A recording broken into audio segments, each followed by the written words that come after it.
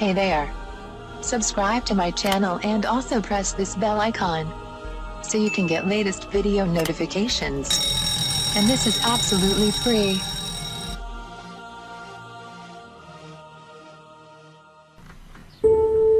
आज मैं आपको बताऊंगी हाथ पांव की खुरदरी और काली जिल्द को नरम मुलायम बनाने का तरीका। अज्जा: नींबू का रस 1 चम्मच, टमाटर का पेस्ट 1 चम्मच, एलोवेरा जेल 1 चम्मच, विटामेथिक सोन, ये आपको किसी भी मेडिकल स्टोर से मिल जाएगा। विटामिन ई के कैप्सूल आपने इतने लेने हैं कि इनसे सिर्फ 1 चम्मच भर जाए।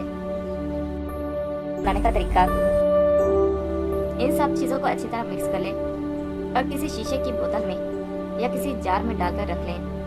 और अगर आप 14-15 दिन के लिए बनाना चाहते हैं तो आप इनकी मिकदार डबल कर लें और इसका पेस्ट बनाकर फ्रिज में महफूज कर लें।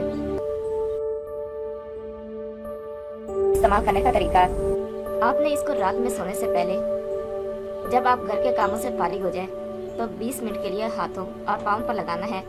इसके बाद सादा पानी से धो लेना है। और याद रहे, जब आप इसको धो लें तब आपने कोई भी साबुन इस्तेमाल नहीं करना, ना धोते वक्त और ना धोने के बाद। दुआ में याद रखिएगा।